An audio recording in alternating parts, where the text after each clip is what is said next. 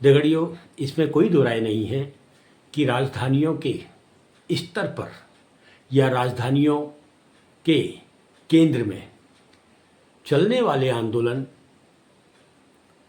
अपने मकसद तक कभी नहीं पहुंच पाते।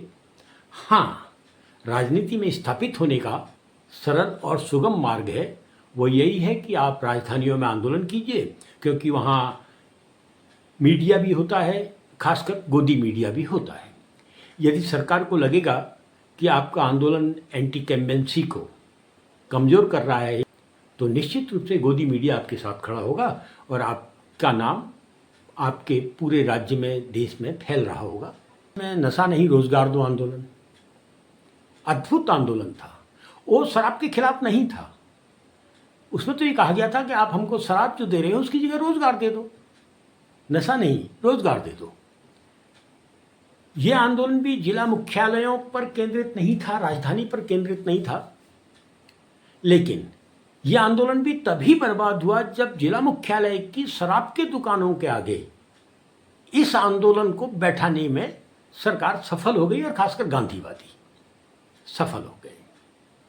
और नशा नहीं रोजगार तो जैसा आंदोलन जो रोजगार परक आंदोलन था, रोजगार को केंद्र में रखकर बना था, बेरोजगारी के खिलाफ आंदोलन था, वो शराब की दुकानों के आगे बैठ गया और आंदोलन खत्म हो गया। उत्तराखंड राज्य आंदोलन का अगर हम विवेचना करते हैं तो ये आंदोलन कभी भी राजधानी केंद्रित आंदोलन नहीं रहा। और जब ये आंदोलन राजधानी पहुंचा देश की दिल्ली 2 अक्टूबर को, फिर ये आंदोलन भटक गया, खत्म हो गया और परिणाम हमें पृथक पर्वतीय राज्य आज तक नहीं मिला है। एक छोटी उत्तर प्रदेश के रूप में जो उत्तरांचल राज्य बना था और जिसे बहुत चालाकी के साथ पहले चुने हुए मुख्यमंत्री नरेंद्र दत्त तिवारी जी ने उत्तराखंड कह दिया था, वो असल में छोटी उत्तर प्रदेश है, न कि पृथक पर्वतीय राज्य। यानी जब आंदोलन राजधानी पहुंचा तो बिखर गया, टूट गया और जो उसकी मीमांसा थी पृथक पर्वतीय राज्य, वो छोटी उत्तर प्रदेश में परिवर्तित हो गई। उत्तराखंड आंदोलनों की जमीन रही है। अगर आप स्वतंत्रता संग्राम में जाएंगे तो भारत के उस महान आंदोलन में हमारी उपस्थिति हमारी मांगों के साथ थी। जल जंगल जमीन से जुड़े हुए मांग, हम औपनिवेशिक काल के जो कानून थे, वन कानून, भूमि के कानून, समाज के कानून, रीति रिवाजों को बदलने वाले कानून जो थे उनके खिलाफ थे। हम अपने आदिवासियत को जिंदा रखने के लिए उस आंदोलन के साथ जुड़े हुए थे। देश आज़ाद हुआ, उसके बाद जितने भी आंदोलन हुए वो उत्तराखंड की ग्रामीण क्षेत्रों की ज़मीन पर उपजे, वो भटके, नगरों में जाकर भटके, जिला मुख्यालयों में जाकर भटके और सबसे बड़ी बात राजधानी में जाकर तो पूरी तरीके से समाप्त हो गई। मतलब किसी आंदोलन को अगर ख़त्म करना है तो उसे जिला मुख्यालय ले जाइए या राजधानी में ले जाइए, आंदोलन समाप्त हो जाएगा। इधर सरकारों को एक डर हमेशा सताता रहा है कि उत्तराखंड जो आंदोलन की ज़मीन है वो कभी भी गर्म हो सकती है, उबल सकती है, धुआं छोड़ सकती है। और सरकारों ने इस डर को समाप्त करने के लिए बहुत प्रयास किए हैं। आपने देखा होगा कि एक बच्चे को बाघ उठा के ले गया, गांव वालों ने सड़क जाम कर दी तो उनके ऊपर सड़क जाम करने का मुकदमा लग गया।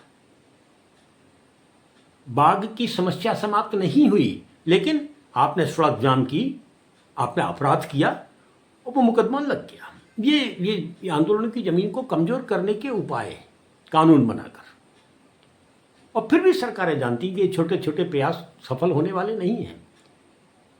और उत्तराखंड में जो स्वतंत्रता संग्राम में जो हमारी भूमिका थी, जल जंगल ज़मीन पर पूरी तरह से स्वायत्तता की, अपने अधिकारों की, तो सरकारें जानती हैं कि ये मांगें कभी भी उठ सकती हैं।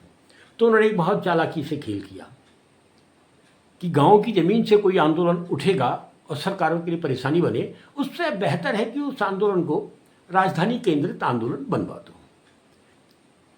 भूमि की लूट के खिलाफ रोजगार की लूट के खिलाफ जनता ने लामबंद होना ही था, ये डर सरकार को भी था। और इस डर से बचने के लिए सरकारों ने एक नया तरीका अपनाया कि राजधानी केंद्रित कुछ आंदोलन खड़े कर दो। और ऐसा करके सरकारों को एक लाभ और होता है। लाभ ये होता है कि एंटी कैम्बेंसी जो सरकारों के खिलाफ होती है वो एक जगह ठहर जाती है, एक ग्रुप के साथ ठहर जाती है, एक समूह के साथ ठहर जाती है, और सरकारें अपनी सरकार को बचाने में कामयाब हो जाती हैं।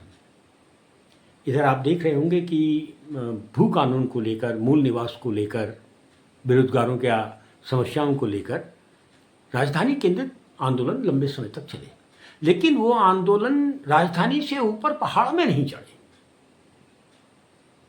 हम पहाड़ की जब बात करते हैं तो सबसे महत्वपूर्ण शहर हमको मिलता है श्रीनगर, जो आंदोलन की बहुत बड़ी जमीन रहा है। देहरादून के बहुत नज़दीक कि इस शहर तक अगर भू कानून, मूल निवास का कानून, बेरोजगारों के कानून के खिलाफ चला आंदोलन अगर नहीं चढ़ पाया तो कारण क्या था? पिथौरागढ़, चंपावत, बागेश्वर, अल्मोड़ा, नैनीताल का पर्वतीय क्षेत्र, उत्तरकाशी, चमोली, टिहरी, पौड़ी में ये आंदोलन क्यों नहीं चढ़ पाए? महत्वपूर्ण सवाल है। निश्चित रूप से अगर ये सारे आंदोलन इन्हीं पर्वतीय क्षेत्रों में स्थापित हुए होते तो सरकारों के लिए बहुत बड़ी समस्या बन गए होते और सरकारों को कई कानून बनाने पड़ते और उन कानूनों को भी खत्म करना पड़ता जो हमारी मांगों को लेकर सड़कों पर आने पर हमारे खिलाफ बेतरतीब मुकदमे दर्ज कर दिए जाते हैं। उन कानूनों को खत्म करना सरकारों को पड़ता। और पुराने आंदोलन के लोग, उनको ये बात समझनी होगी कि राजधानी केंद्रित आंदोलन सबसे ज़्यादा अगर खतरा किसी के लिए होते हैं तो वो आंदोलन की ज़मीन के लिए होते हैं। और राजधानी केंद्रित यह आंदोलन पर्वतीय क्षेत्र में आंदोलन की ज़मीन को कमज़ोर कर रहे हैं।